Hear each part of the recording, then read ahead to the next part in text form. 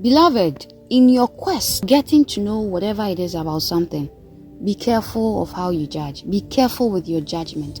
One thing God is like about us is how we judge each other, how we conclude on things. You will account for it. Don't deceive yourself and say that when you do good and one day you do bad, God will forgive you and then you not account for it. No! If you do good and you do bad, you account for the good and account for the bad, both in detail. All those words and things that hover around that you can be an armed robber or you can be somebody not of God and then when you die because you did just one good, that is it, you not account for it. Okay, die and see. You will account for everything from the day you were born on earth till the time you will die. Every detail of it, you will account for it. Accountability to God, hear me, accountability to God is a serious thing. God doesn't joke with accountability. So be very careful with your judgment. Anytime I'm preaching, I often say this. Let's just say nothing exists in this world, okay? There is nothing in this world. Ask yourself, why do we die? I mean, we should live. This world shouldn't be a journey. We should live. Why should we die? But you see, for God to tell you that you are on the journey, hence death, be very strong in the Lord.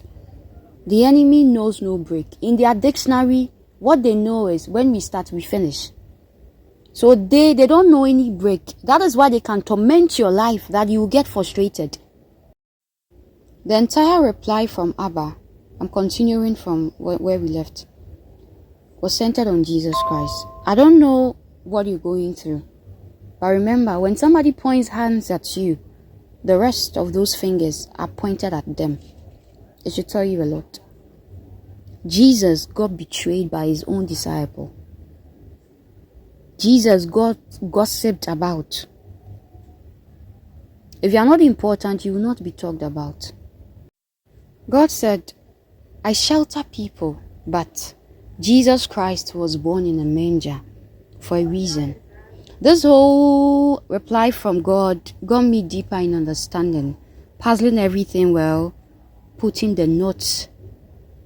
It made sense and understood in discernment that whatever we go through in life is indeed for a purpose.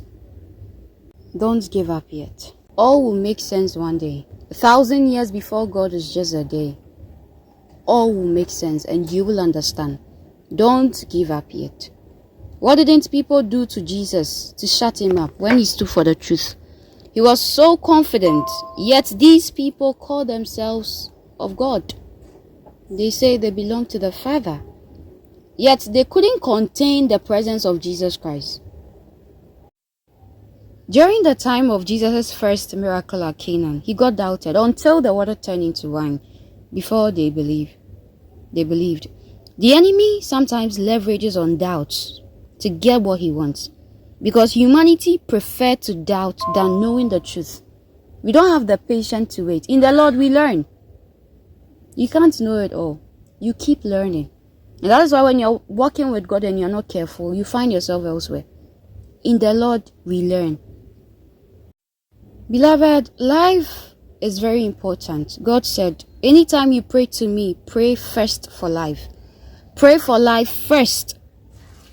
My law is not the law of humanity. That saith the Lord. So anytime you pray to God, pray for life. And note that the law of God is not the law of humanity. Our days on earth are numbered because we live in a numbered world. We live within numbers, within codes and symbols and all that. Spirituality has it that numbers are not to be joked with at all. Symbols, codes, be careful. Be very careful. Your days are numbered. As you live, plan for your soul.